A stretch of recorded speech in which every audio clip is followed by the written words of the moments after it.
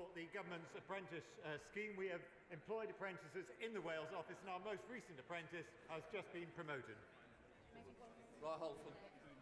Thank you, Mr. Speaker.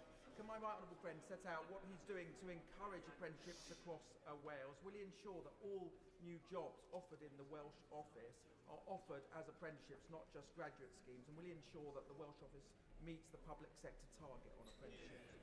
Mr. Speaker, I can assure my honourable friend that we will certainly meet the public sector target. We have been meeting it. We will be taking on further apprentices, and we've just taken on a kickstart worker and somebody from the Care Leavers scheme. We now come to We now come to Prime Minister's questions. I start with Caroline Noakes. Question number 1, Mr. Speaker. Mr. Speaker, I know that the whole House will want to join me in congratulating Emma Raducanu, Joe Salisbury, Alfie Hewitt and Gordon Reid for their victories in the US Open. They've made the whole nation proud. Mr. Speaker, on Battle of Britain Day, we honour the legacy of those brave air crews who defended our nation. I'm sure that members will also want to join me in wishing you well, Mr. Speaker, for the G7 Speakers and Presiding Officers Conference in Chorley later this week. Mr. Speaker, this morning I had meetings with ministerial colleagues and others in addition to my duties in this House. I shall have further such meetings later today. Caroline Noakes. Thank you, Mr. Speaker, and I would like to pass on my condolences to the Prime Minister on the sad loss of his mother. Mr. Speaker, raising children is very expensive, more so when they are disabled. The children impacted by sodium valproate have suffered physically, mentally, and indeed financially. When the Cumberledge report was published, there was real hope that they would get support. However, on the last day before summer recess, a written ministerial statement indicated that recommendation 4 of that report would not be actioned. Can I please ask my right honourable friend to urge the Secretary of State for Health to look again at that and give the financial redress to the parents of those children that they so desperately need? Well, friend, for her kind words, and on her substantive point, she's entirely right to raise the issues investigated by Baroness Cumberledge, and we've given the report full consideration and accept the overarching conclusions of the report, Mr. Speaker, and are committed to making rapid progress in addressing all the areas it mentions, including the one that she covers today. We now come to the Leader of the Opposition, Keir Starmer. Thank you, Mr. Speaker. Can I join the Prime Minister in his comments about Emma Raducanu, a tremendous success in the US Opens, on the Battle of Britain and on the G7 Speakers Conference?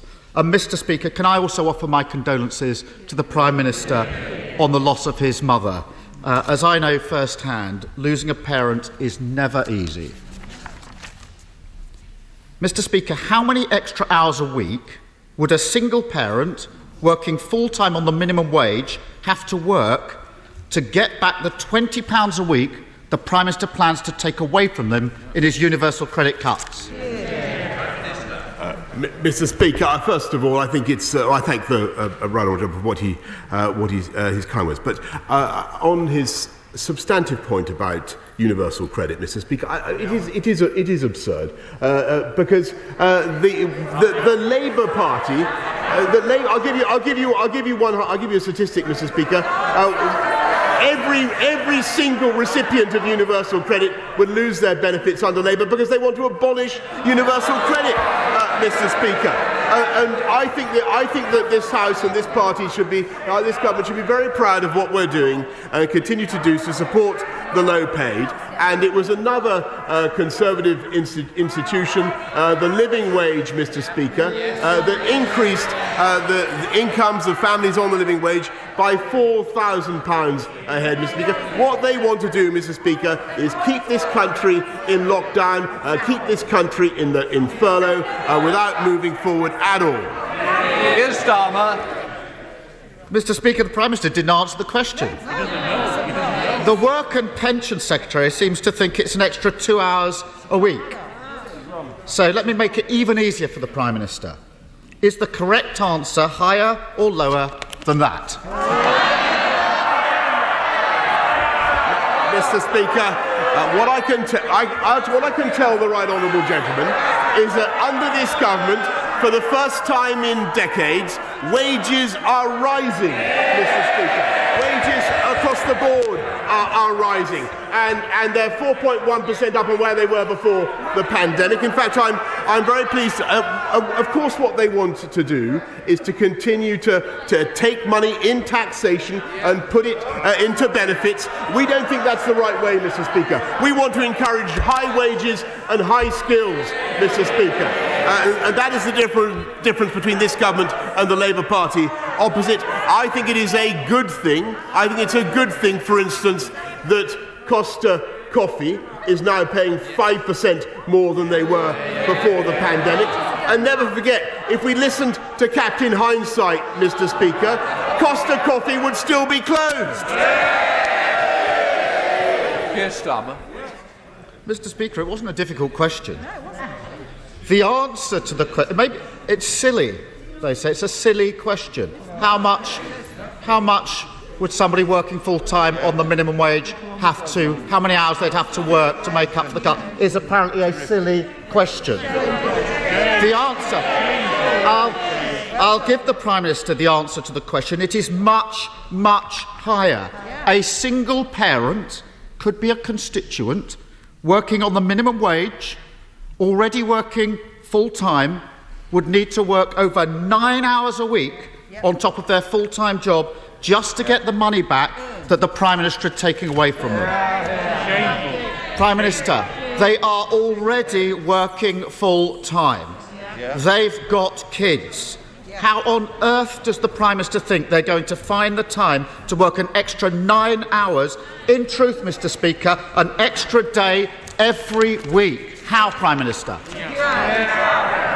Mr. Speaker, I tell you what we're doing to support people on low incomes, not only with the living wage, but 30 hours of free childcare, freezing petrol duty, Mr. Speaker, extending the cost of heating allowance for 780,000 people across this country. But even more important than that, Mr. Speaker, for the low-paid, what we're doing is encouraging measures to see their wages rise.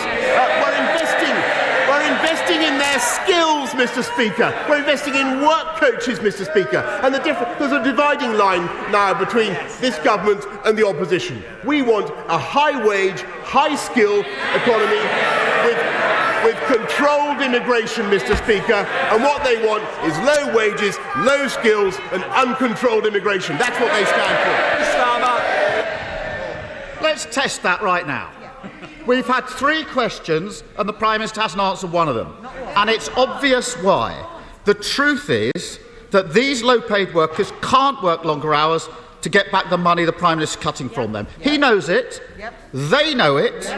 Millions of working families will be hit hard, very hard, by the Prime Minister's universal credit cut. And the reason, Prime Minister, is this. Why would they have to work an extra 9 hours, a full day every week, to get that £20 back? It's because of his broken tax system. He's just said how good it is. So let's test it. After his national insurance rise, for every extra pound that these workers earn, his government will take more than 75 pence from them. That's why they have to work for 9 hours one day. Why is the Prime Minister? He's just said how he's going to raise wages, what he's going to do. That's the situation. Why is the Prime Minister making a bad situation worse for working people by hammering them with a cut to universal credit and a tax rise? Mr. Speaker, actually what we've done with our local housing allowance is increase by £600 the amount of money to be available to exactly the type of person that he mentions. But he attacks the plan, Mr. Speaker. He attacks our plan to fix the backlogs in the NHS that we announced last week. And I have to say, I thought it was utterly incredible that the party of Nye Bevan should have come to this House last Wednesday and voted against measures that would fix the NHS, Mr. Party.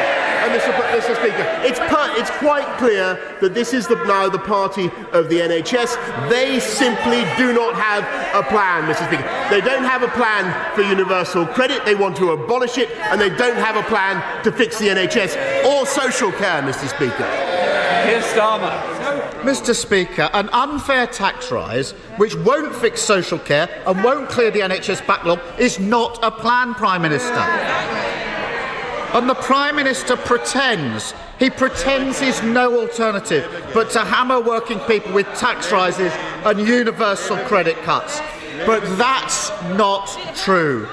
His approach means that a working single parent who's a qualified nurse would lose £1,143. A supermarket worker could lose £1,093. A teaching assistant could lose £1,081.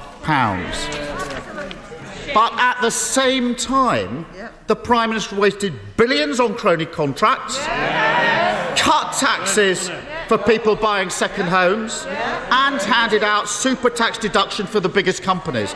That's not taking, Mr. Speaker, that's not taking difficult decisions, that's making political choices. So why is the Prime Minister choosing to take a tax system that's already loaded against working people and making it even more unfair?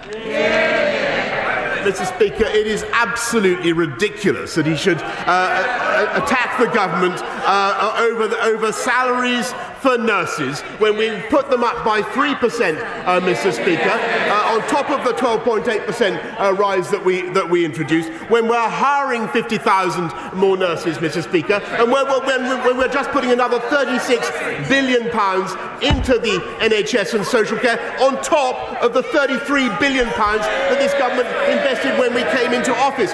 We are, Mr. Speaker, 1 in 10 of the people in this country is now on an NHS waiting list. They know that the NHS backlog needs to be fixed. They know that this government has a plan, and they know that Labour has got absolutely nothing to say.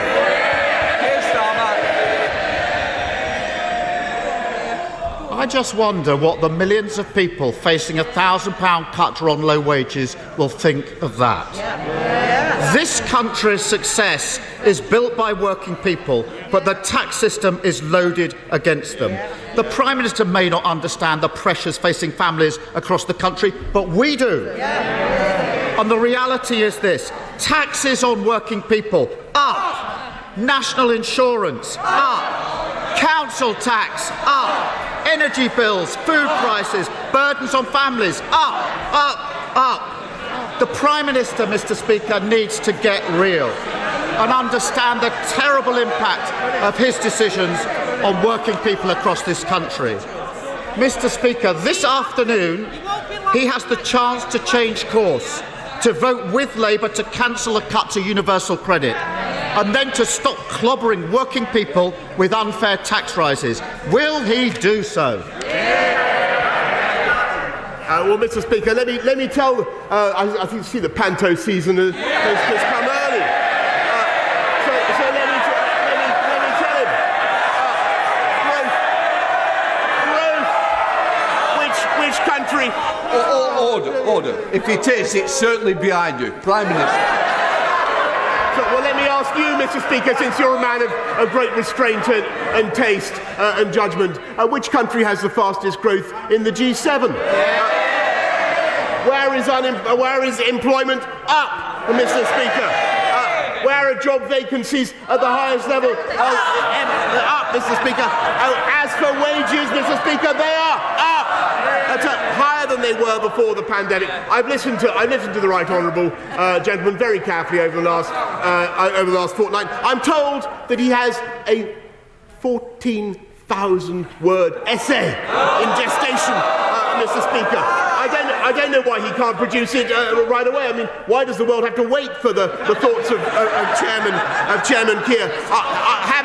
Having listened to what he's had to say, his non-existent plan for benefits, for universal credit, his non-existent plan for health and social care, I can compress those 14,000 words to 4, Mr. Speaker. Vote Labour, wait longer. That's what he stands for, Mr. Speaker.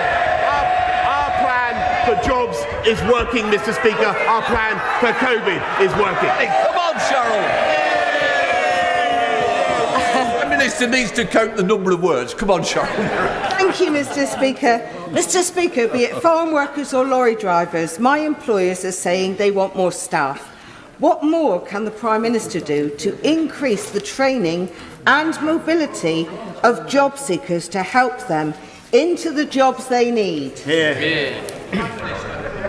I thank my honourable friend, and she's absolutely right to point out to the problem of lorry driver shortages, which is affecting the whole world, from Europe to North America. What we're doing immediately is, of course, working to get out more licences. We're taking advantage of a post-Brexit freedom, I can tell the House, so that all the young thrusters on these benches here with a post-97 driver's licence can now drive a vehicle with a trailer as well. Everybody can drive a vehicle with a trailer as well.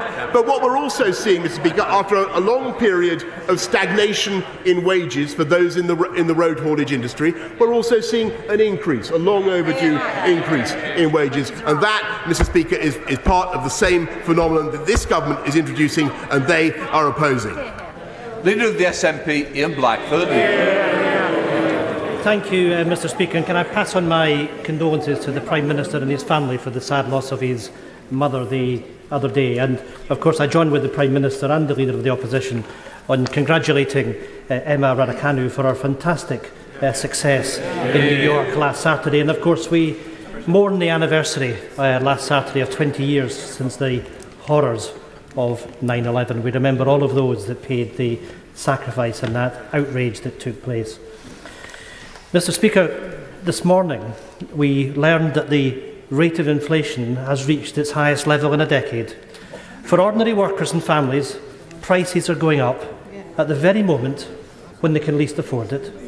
Workers and families need more than just a winter plan for COVID.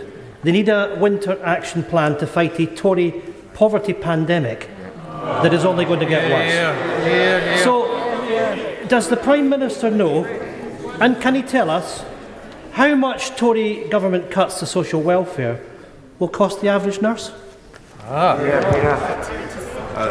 Mr.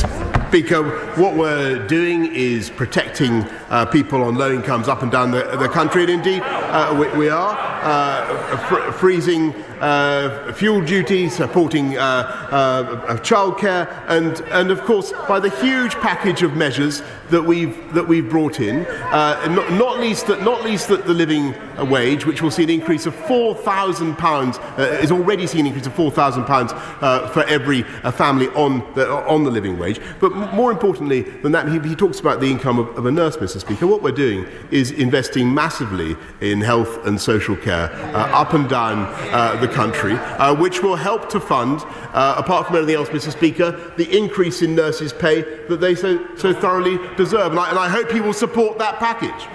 Ian Blackford. My goodness, Mr. Speaker, an increase in nurses' pay. Either the Prime Minister doesn't know or he simply doesn't care. Because when you take the cuts to universal credit and you take the increase in national insurance, Prime Minister, the figure you were looking for is that the average nurse will lose £1,736. Once again, this government is cutting the pay of key workers, the very people that we are relying on to see us through another difficult winter. The cost of living is spiralling, and people are being left with a Prime Minister who doesn't know how much his cuts are hitting key workers, and a Secretary of State for Welfare that doesn't know how universal credit works. Mr. Speaker, if any Scottish Tories are in a possession of a backbone, now would be a good time to find it. Does the Prime Minister expect any MPs from his Scottish branch office to stand against the callous cuts to universal credit? Or has the Prime Minister already bought them off with promises of jobs in his reshuffle? Well, Mr. Speaker, actually what's happening is that we're funding the NHS across the whole of the UK, including in Scotland, I'm proud to say, with record sums. And we've ensured that nurses have access to a training bursary worth £5,000, a further bursary £3,000 for childcare costs, Mr. Speaker, and we have put up, and that is before we put up their pay by 3%, Mr. Speaker. So we are, and that is only possible because of the investment that we're making, the measures that I outlined last week, the package that we're putting forward for health and social care. And if he's really saying, Mr. Speaker, if he's really saying that the Scottish Nationalist Party are opposed to that investment, if he's really saying he would send it back, Mr. Speaker, then I think he's better off banging on as he normally does about a referendum, because he's better on that. Thank you, Mr. Speaker. Now that the move to have a domestic ID card for each of Northern Ireland, Wales, England and Scotland has started, what consideration has my right honourable friend given to how the nationalists will use them to break our union?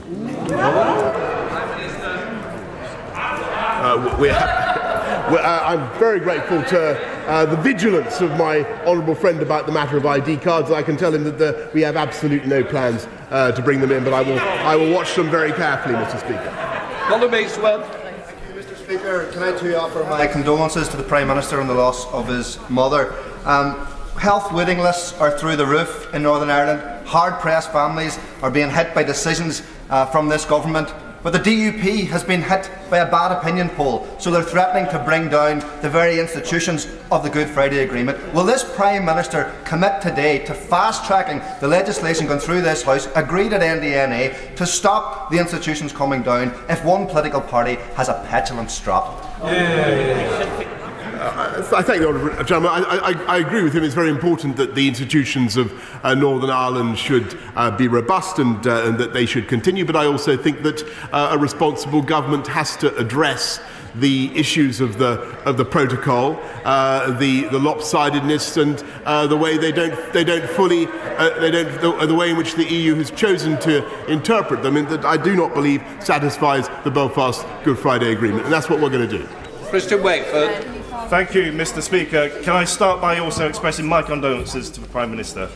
Mr. Speaker, as the Prime Minister knows, yesterday I led a Westminster Hall debate about the British fur trade and the import of dead animal products from abroad. I know my right honourable friend cares deeply about animal welfare. Will he please join me in denouncing the horrible, cruel and unnecessary slaughter of an average of 1 million animals every year just for their skin? In a post-Brexit Britain, we can outlaw this horrible practice, a practice that I'm sure he and many, many others of British people hate. Will he meet with me to discuss my campaign to end the import of fur to Britain and truly make a fur-free Britain? I'm sure, Mr. Speaker, that my honourable friend speaks for millions and millions of people up and down this country who abhor the fur trade and don't want to wear fur. Obviously, we've banned the fur farming in this country for a long time. Mr. Speaker, and we're going to look at what we can do, working with the fur sector, to understand what we can do to prevent fur being imported into Britain. Chris Brown. Thank you, Mr. Speaker. By the time my wonderful friend Linda went to the doctor, the cancer was already so advanced that she only had a few weeks to live. Many honourable members have been through cancer, and they know well that early detection saves lives. Yeah. And unfortunately, of course, long waiting lists will make it more difficult to save lives. The real problem we have is we have a massive shortage in the number of thousands in the number of pathologists and radiologists to catch the cancers in the first place, and a massive shortage of oncologists and dermatologists to do the treatment. So regardless of the money, how are we going to make sure that we've got the personnel, not in 5 years' time or 7 years' time, but now, to be able to save lives?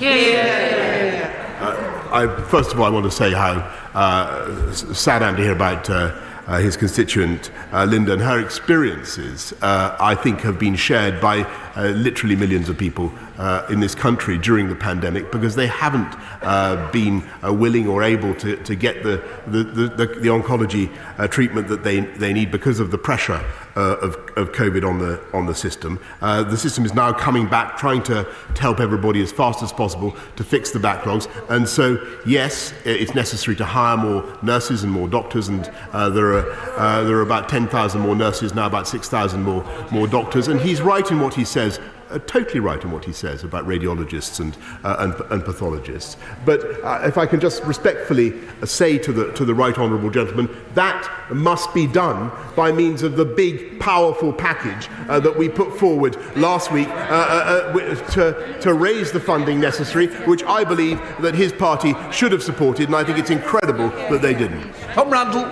Mr. Speaker, work continues to improve maternity services at Nottingham University hospitals, and last week local MPs heard from those affected in a meeting with the Minister for Patient Safety, including from a former constituent of mine whose baby died only 8 weeks ago. Will my right honourable friend agree that it's right that there's going to be an independent review into local maternity services, and will he join me in asking for those affected to come forward to give evidence to that review so that in the future mothers across Nottingham should get the maternity services that they both need and deserve? Yes, I thank my honourable friend for raising this matter. I know that he's campaigned on this. The review is going ahead. We will look at what to do once it has been completed. But in the meantime, Nottingham University's hospitals are going to be supported through the National Maternity Safety Support Programme.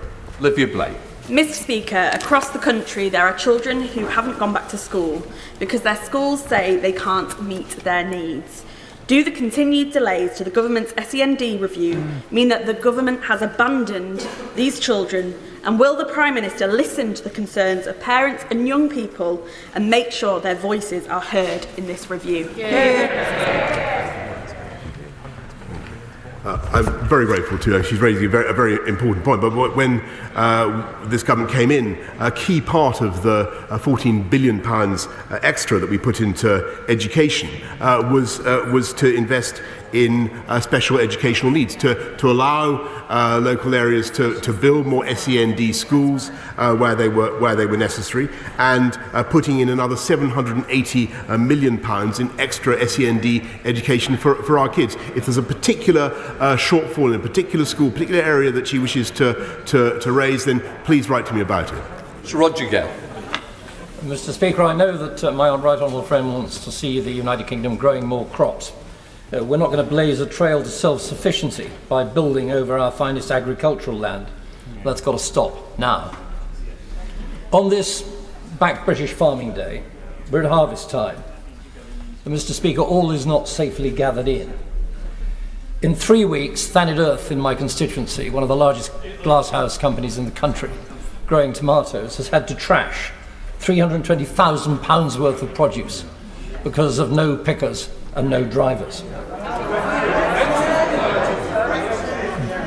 Because of a lack of labour force, the crops are rotting in the fields and on our trees. Mr. Speaker, will my right honourable friend seek to introduce immediately a COVID recovery visa so that this year's crops are not lost?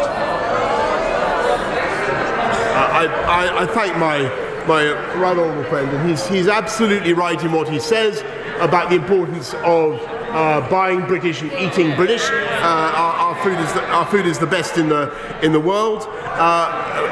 He's right also to address the problems in the supply chain that we're currently seeing, but we are taking steps. And of course, this has been a problem for a long time. But what we have is the seasonal agricultural workers scheme, which we will use to ensure that British farms get the labour that they need, Mr. Speaker. Thank you, Mr. Speaker. May I add my condolences to the Prime Minister and his family. Mr. Speaker, does the Prime Minister believe that burning fossil fuels will not be a source of energy in the UK in the future? Yes, Mr. Speaker, and just since 2012, when I think I was Mayor of London, we've cut CO2. We've cut our dependence. We've cut CO2 massively but we've cut our dependence on coal from, I think, 40% to less than 1%. How about that, Mr. Speaker? To Neil Hudson. Thank you, Mr. Speaker. Ullswater Community College, led superbly by head teacher Stephen Gilby, is a fantastic school in Penrith with 1,500 pupils, over 200 staff and a 600 square mile catchment area. The school is in desperate need of redevelopment to keep the site fit for purpose. In partnership with Myerscough College, the school is providing a lifeline for land-based education in Cumbria after the sad closure of Newtonrigg College in July. As a great opportunity for the government to level up rural areas, will the Prime Minister join me in supporting the proposed rebuild of Ullswater Community College? Yes, Mr. Speaker. I thank my honourable friend, who's a great campaigner for the people of Penrith and the border. But what I can tell him is that in addition to our support for the 500 school projects in the next rebuilding projects in the next decade, we're doing 100 immediately. And for the financial year 21-22, Mr. Speaker, Cumbria County Council has been allocated 5.3 million, Mr. Speaker, to improve buildings, including Ullswater Community College. Kim Leadbeater. Thank you, Mr. Speaker. Would the Prime Minister agree with me that the impending cuts to universal credit will not just have a devastating financial impact on people, but will also lead to stress and anxiety and undoubtedly have a hugely detrimental effect on their mental health, which on top of the pressures of the pandemic could prove devastating for some? Mr. Speaker, I've answered this many times, but the answer is no. And in any case, Labour would abolish universal credit altogether, Mr. Speaker. The good bill. Back in 2004, Scarborough hit the national headlines when rumours of a new dental practice opening led to hundreds of people queuing round the block in the vain hope of registering as NHS patients. Today, whilst many better-off families continue to enjoy the discounted prices that the NHS offers, many children and vulnerable families still can't register as NHS dental patients in Scarborough-Whitby. Does the Prime Minister agree with me that this needs fixing? Yes, Mr. Speaker, and that's why I totally agree. That's why we're investing in the NHS, and we want the NHS to be a better place for the dental profession, Mr. Speaker. Wouldn't it be a fine thing if this House of Commons voted overwhelmingly, with all members voting for our package of measures to support the NHS? Adam Kazar-Javid. Here. Mr. Speaker, September marks Childhood Cancer Awareness Month. Every day across the UK, 12 children and young people will be diagnosed with cancer, and of those 12, 2 will not survive. My constituent Nadia Majid and her family are campaigning to improve research and funding in this field. Nadia's son Rehan was only 4 years old when he was diagnosed with an aggressive brain tumour. Rehan tragically passed away only 4 months after his diagnosis. So I ask the Prime Minister, will he join me in thanking all the doctors, nurses and support staff who worked tirelessly to fight against childhood cancer? And will the Prime Minister meet with me to discuss how the 4 nations can work together to improve research and funding into childhood cancers and support families like Nadia's?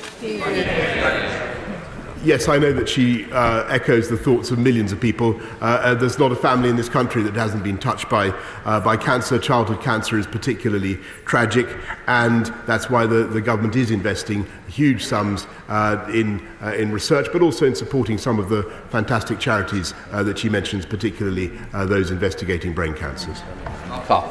Thank you, Mr. Speaker.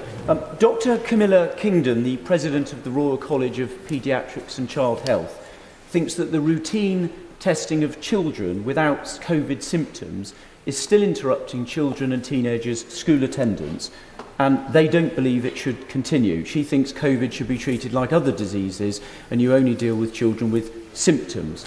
I agree with Dr. Kingdon and her colleagues in the Royal College. Can I ask the Prime Minister if he does as well? Mr. Speaker, I have great respect for Dr. Kingdom, and indeed, as I have indeed for my right honourable friend. It's one of a number of views in the scientific community, Mr. Speaker, but we continue to think that testing is a very important route for keeping schools open Mr. Speaker, which I believe is the best possible thing for the physical and mental health of our kids. Nadia Witt. Thank you, Mr. Speaker. My condolences to the Prime Minister on the sad loss of his mother. Mr. Speaker, I was privileged to be able to take the time off work that I needed to recover from PTSD. But that should be a right for everyone, not a privilege. But far too many people aren't able to take the time off that they need because, by the former Health Secretary's own admission, statutory sick pay at £95 a week is not enough to live on. So a simple question, yes or no, will the Prime Minister today commit to full sick pay at a real living wage, not the government's current age-restricted minimum wage? Well, Mr. Speaker, what we have done, as the whole House will know, is make sure that everybody who gets COVID-related statutory sick pay gets it on day one. But we've also ensured that most people in this country, when they fall sick or when they need to recover, as the Honourable Lady has, do receive considerably more than statutory sick pay. Bob Blackman. Thank you, Mr. Speaker. As a Queen Scout, I'm always keen to encourage young people to get into the most successful youth organisation in the world. So last week, I was delighted that the Scout Association has released and announced the first new age range for scouting for 35 years, namely the Squirrels, which allows young people of 4 and 5 years old to become part of the Scout movement. It is particularly aimed at areas of deprivation and disadvantaged children. So will my right honourable friend agree with me that we should congratulate the Scout Association, thank the volunteers who give up their time to enable young people to do so, and encourage young people to get involved in a safe environment for adventure and new challenges? Yes, Mr. Bill. What a wonderful! I had no idea that that the Scouts Association was doing that, but I think it's fantastic that uniformed youth services make a huge difference to outcomes for young people. I think it's fantastic that the Squirrels are now starting them off at the age of 4. You've registered Wilfred. Let's go to Jack Dromey. Mr. Speaker, for over half a century, the GKN factory in Erdington has produced high-quality parts for the automotive industry. Now, following the hostile takeover by Melrose, the company has announced its intention to close the factory, sack 519 workers, and export jobs and production to continental Europe. Now, Prime Minister, there's been some welcome engagement with ministers around this issue. But does the Prime Minister agree with me that in one of the poorest parts of Britain, if the levelling up agenda means anything, this factory cannot close? If support for British manufacturing means anything, this factory cannot close? And does the Prime Minister therefore agree with me that it would be a betrayal of the British national interest were this great historic factory to become history? Mr. Speaker, I know that my right honourable friend, the Business Secretary, is working with GKN to do whatever we can. But I can also tell them I believe the future for the UK automotive sector is incredibly bright. And that is because this, to get to the question from the Honourable Lady from the Liberal Democrats, this is the government that took the historic step ahead of every other European country to move towards electric vehicles by 2030. And we want this country to be in the lead. We're making sure that we get the investment in the UK that will drive new technology and drive growth and drive high-wage, high-skilled jobs in this country. Dr. Kieran Mullen. Thank you, Mr. Speaker. Prime Minister, at a time where our economy desperately needs investment, right now we are missing out on hundreds of millions of pounds of private capital flowing into the geothermal sector across Europe because the UK does not offer a competitive long-term tariff. Geothermal will help us heat homes, create jobs and level up the UK. I know we haven't yet found time to meet to discuss this, but can the Prime Minister find time in his diary in coming weeks so we can discuss this issue so we don't miss out on further investment? I thank my honourable friend. I'm sorry that we haven't yet had time to discuss this properly, person to person, but I can tell you the government is very, very much interested in what he says in geothermal projects, so I'll make sure that a meeting is arranged as soon as possible. Jamie Stone. Mr. Speaker, I am sure that the Prime Minister will be as pleased as I am that this week the Scottish Land Court has given the green light, the final green light, to establishing a space launch facility in Sutherland.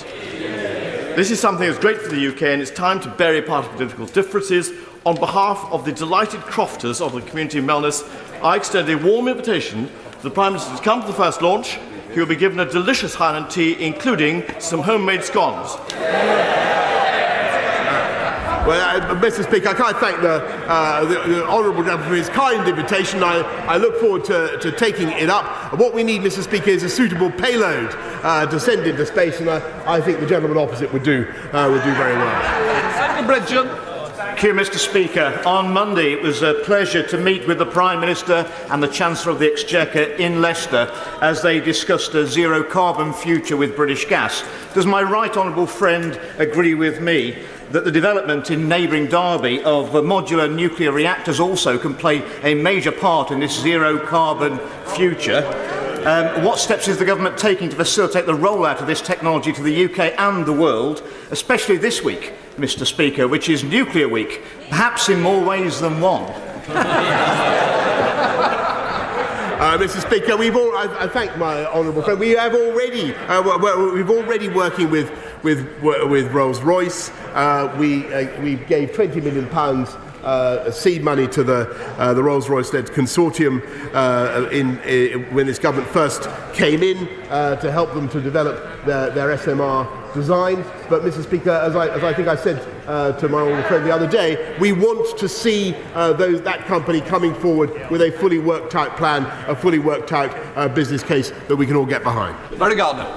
The Prime Minister has set out today that he wanted a high-skill, high-wage economy.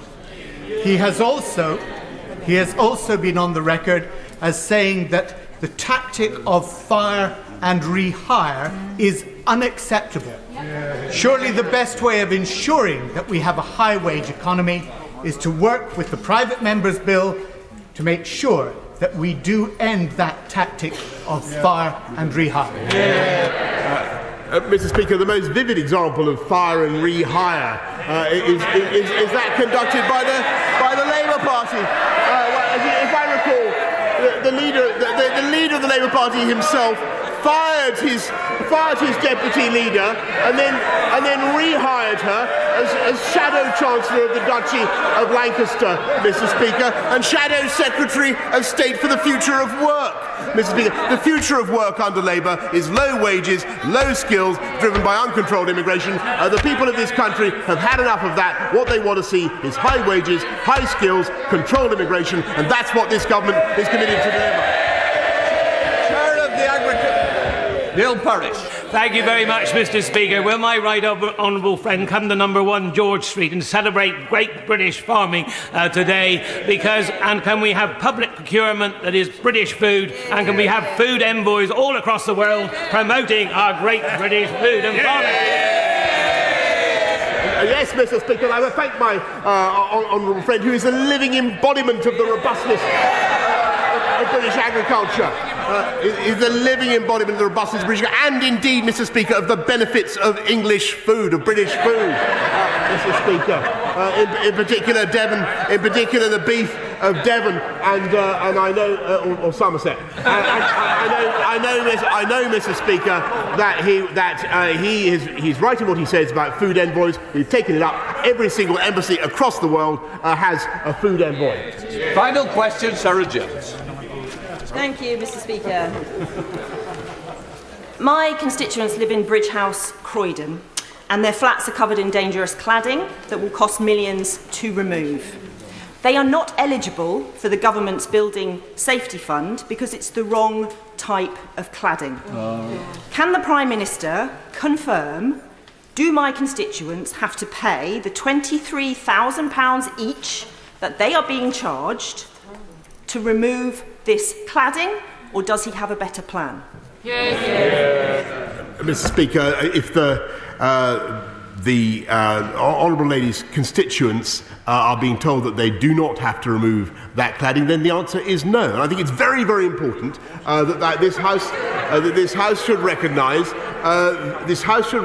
that too many buildings have been unnecessarily, unfairly, I believe, categorised as dangerous and unsafe. Yes, of course we must remove dangerous cladding, and we're doing that. But I want householders, I want leaseholders I want people living in flats across this country to have the confidence that they can do so in safety, and that is what this government is doing.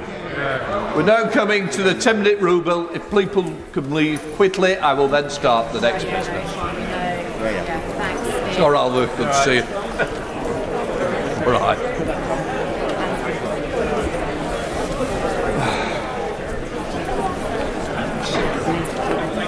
All right. Welcome back. See you back.